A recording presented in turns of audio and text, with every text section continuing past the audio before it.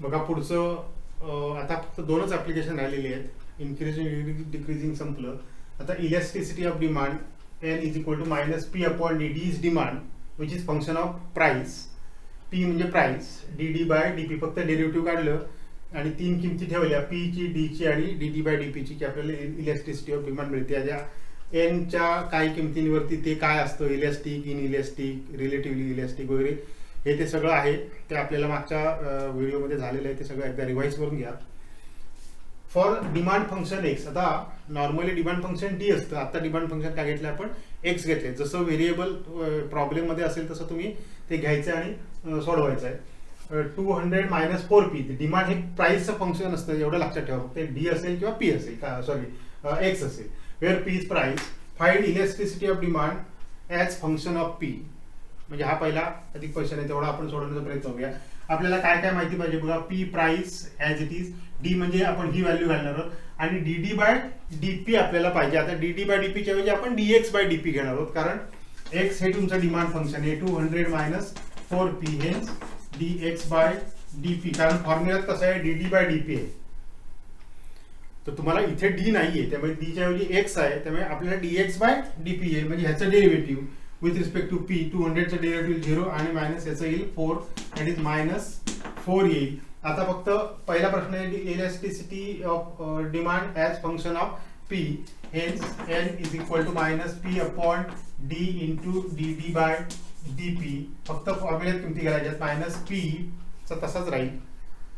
D म्हणजेच तुमचा इथे एक्स आहे, so it is 200 minus 4p into minus 4. म्हणजे थोडक्यात असं येईल, मायनस मायनस प्लस होईल. So it is 4p upon 200 minus 4p.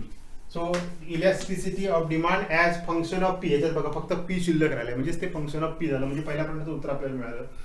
पुढचा प्रश्न, इलॅस्टिसिटी ऑफ डिमांड काढा एन पी सेन. आता फक्त दोन किमती ठेवायची, पी ची किंमत 10 ठेवायची, उत्तर काढायचं. पी ची किंमत 30 ठेवायची, उत्तर काढायचं. आता when P is equal to 10, n is equal to, ही तुमची एन ची व्हॅल्यू आहे ही. So it is 4 into 10 upon 200 minus 4 into 10, म्हणजे 40 भागिले 200 वजा 40 म्हणजे 160. शून्य गेली म्हणजे 1 अपॉन 4 असं तुम्हाला व्हॅल्यू मिळाली. आता आपल्याला पुढे काय करायचं, इंटरप्रेट द रिझल्ट. बघा मागच्या व्हिडिओमध्ये आपण एनच्या व्हॅल्यू काय असतील तर काय असतं असं लिहिलं होतं. आता एन हा ऑलवेज पॉझिटिव्हच असतो, त्यामुळे ते वेगळं लिहायची गरज नाही. एन हा 0 to 1 च्या मध्ये असेल तर इलॅस्टिसिटी ऑफ डिमांड इज, किंवा demand is relatively in elastic. So it is relatively in elastic. हे तुम्हाला थोडंसं पाठ करावं लागेल. 0 आणि 1 च्या मध्ये आहे, कारण 0.4 आहे, 0.25 आहे असं म्हटलं तरी चालेल. आता दुसरी आहे N when P is equal to 30, म्हणजे 4 इंटू 30 अपॉन 200 मायनस 4 इंटू 30, म्हणजेच 120 मायनस अपॉन हे 120 येणार. 200 120 गेले की 80 राहतील. सो इट इज 40 ने भाग जातो, 40 3 आणि 40 today. So it is actually 1.5. So it is greater than 1 आहे, म्हणजे 1 पेक्षा मोठा आहे. 1 पेक्षा जेव्हा मोठा असतो तेव्हा demand is relatively elastic. Demand is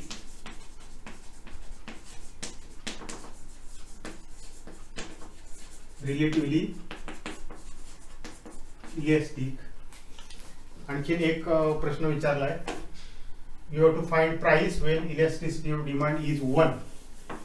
म्हणजे आता उलटा प्रश्न, इलॅस्टिसिटी ऑफ डिमांड तुम्हाला माहिती आहे, त्याचा फॉर्म्युला तुमचा काय आहे, N is equal to 4p upon 200 minus 4p. इथे एन ची किंमत तुम्हाला 1 दिलेली आहे, that is elasticity of demand is 1. You have to put that 1 here. So it is 4p upon 200 minus 4p. तिरकस गुणाकार केला की 200 minus 4p is equal to 4p. So you take this 4p on this side. 200 is equal to 8p झाला. So what is p? p is 200 upon 8. 8 2 16 25 200. So when price is 25, the elasticity of demand is 1.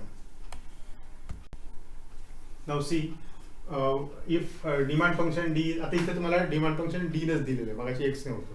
P plus 6 upon P minus 3 find elasticity of demand when P is equal to 4. आता फक्त प्रश्न काय आहे की elasticity of डिमांडचा formula काय, minus P upon D into D D by D P. म्हणजे आपल्याला 3 गोष्टी माहिती पाहिजेत की आपल्याला इलॅस्टिसिटी ऑफ डिमांड काढता येतो. त्याच्यातला पी तुम्हाला दिलेला आहे 4, डी म्हणजे डिमांड फंक्शन ते पण दिलेलं आहे, ती किंमत इथे घालू शकतो आपण. फक्त प्रश्न राहिला डी डी बाय डीपीचा. एवढं काढलं, किमती घातल्या, पी ची किंमत 4 घातली की तुम्हाला उत्तर मिळणार.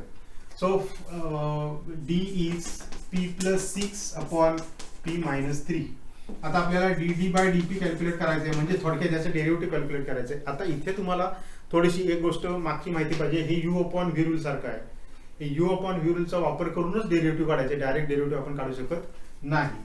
So first start from the denominator p minus 3 into derivative of numerator. आता न्यूमरेटरचं डेरिव्हेटिव्ह 1 आहे कारण p चं derivative with respect to p 1 येणार, 6 चं 0 येणार.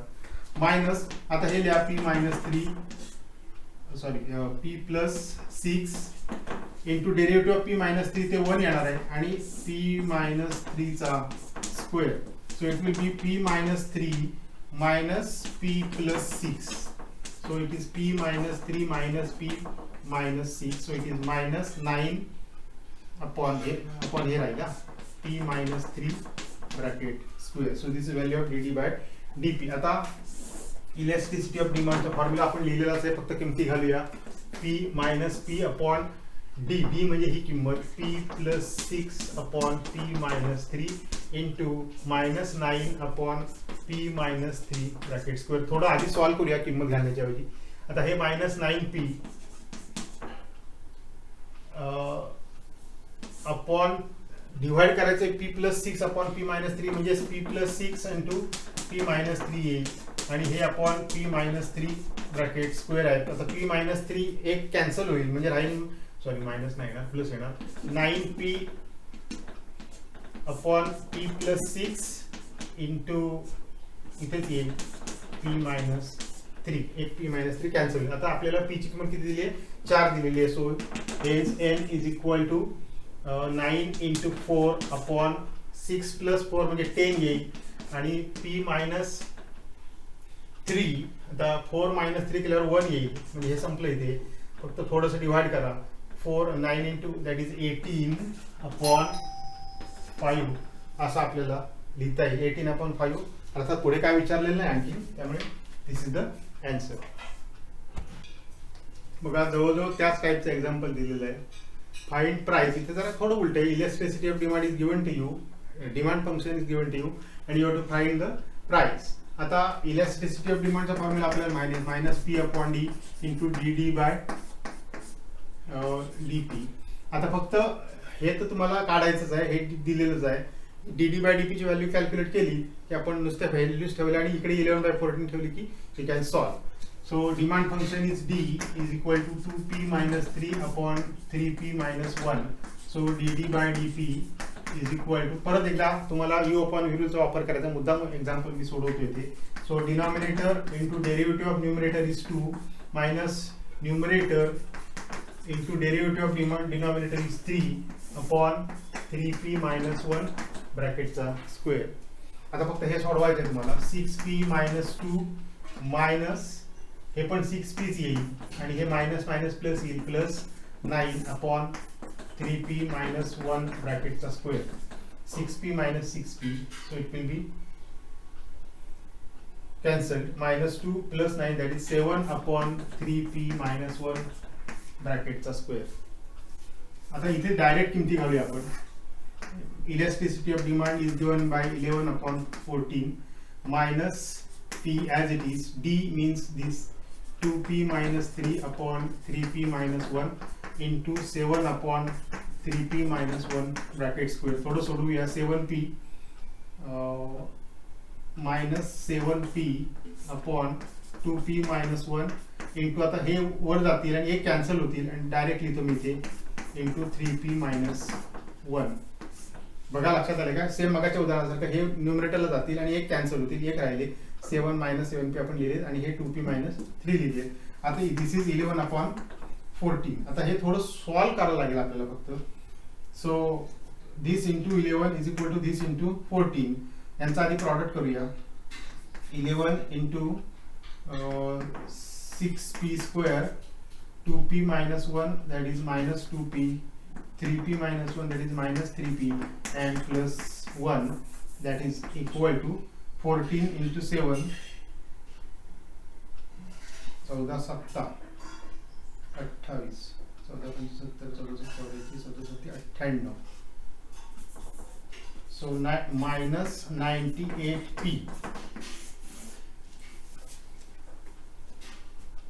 So when you divide by 11 divided by not possible, so थोड़ा सोडवायला लागेल तुम्हाला फक्त. So it is 66p square. Let us solve it first. So 11 into 6p square minus 5p plus 1 that is equal to minus 98p. So 66p square minus 55p plus 11 plus 98p is equal to 0. So it is 66p square minus आता plus होईल 55 वजा 55 अधिक 98 म्हणजे 100 वजा 55 म्हणजे 45 आणि कमी 2 म्हणजे 43 p plus 11 is equal to 0.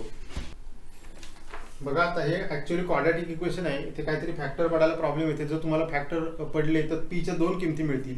त्याच्यात जर एक किंमत निगेटिव्ह आली ती सोडून द्यायची कारण प्राइस काय निगेटिव्ह नसते. जी पॉझिटिव्ह किंमत येईल ती काढा आणि नंतर मला सांगा. बघा पुढचं एक्झाम्पल आहे मार्जिनल रेव्हेन्यू आणि ॲव्हरेज रेव्हेन्यू आणखी इलेस्टिसिटी ऑफ डिमांड मधला एक फॉर्म्युला आपण ऑलरेडी बघितलेला आहे. RM is equal to RA into 1 minus 1 upon N.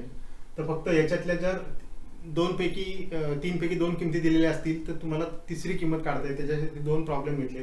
The average revenue RA is 50. So this is given to you.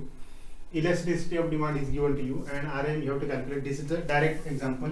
Direct किमती घालायच्या आहेत. RM is equal to RA is 50 into 1 minus 1 upon 5. फक्त simplify करता आलं पाहिजे आपल्याला.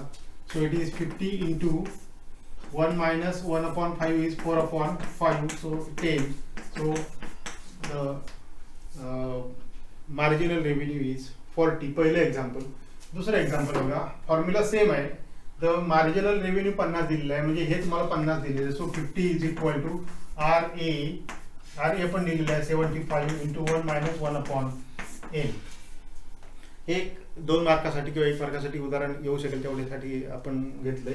So it is 50 upon 75 is equal to 1 minus 1 upon n.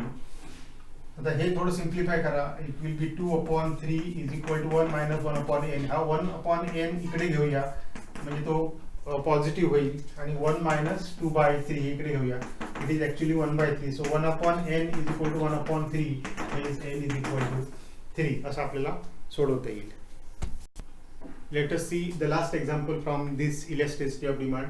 If demand function D is equal to 100 minus p square upon 2, you have to find elasticity of demand when p is 10 and p is 5. Also, you have to interpret the result. आता आपल्याला माहिती आहे की elasticity of demand चा formula minus p upon D into dd by dp. म्हणजे याच्यातला फक्त प्रश्न राहतो dd by dp काढण्याचा. तर तुम्हाला D दिलेला आहे त्याच्यावर आपण dd by dp कॅल्क्युलेट करूया. So D is 100 minus p square upon 2. So dd by dp will be 100 चे डेरिव्हेटिव्ह 0 मायनस p स्क्वेअर चे डेरिव्हेटिव्ह 2p आणि हे 1 upon 2 तसंच राहील. So actually it is minus p. So if you put this values here it is minus p upon d म्हणजे 100 minus p square upon 2 into minus p. So आता minus p into minus p म्हणजे sorry plus p square upon 100 minus p square upon 2. This is formula for elasticity of demand. फक्त आता एकदा 10 ठेवायचं आहे आणि एकदा 6 ठेवायचं. So when P is equal to 10, elasticity of demand is 100 upon 100 minus आता हे 100 upon 2 म्हणजे 50. So it is 100 upon 50 that is 2. So elasticity of demand is 2. आता 2 म्हणजे greater than 1 आहे आणि greater than 1 असेल तर demand is relatively elastic.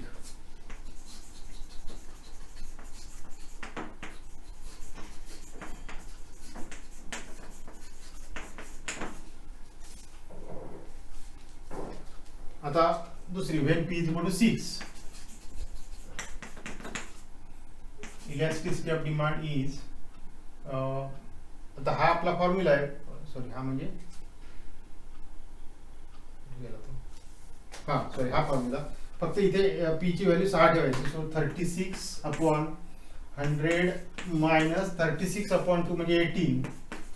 So 36/82 थोडं सोडवलं तर 18/41 म्हणजे लेस दॅन 1 आहे हे. So elasticity of demand is I think म्हणजे 0 to 1 मध्ये आहे. Demand is relatively inelastic. असं तुम्हाला थोडंसं ते पाठ करावं लागेल. पण इलॅस्टिसिटी ऑफ डिमांडचा एक फॉर्म्युला लक्षात ठेवा, डीचं डेरिव्हेटिव्ह काढलं सबस्टिट्यूट केलं व्हॅल्यू की तुम्ही कुठलीही किंमत काढू शकता. आपण या ठिकाणी थांबतोय. थँक्यू.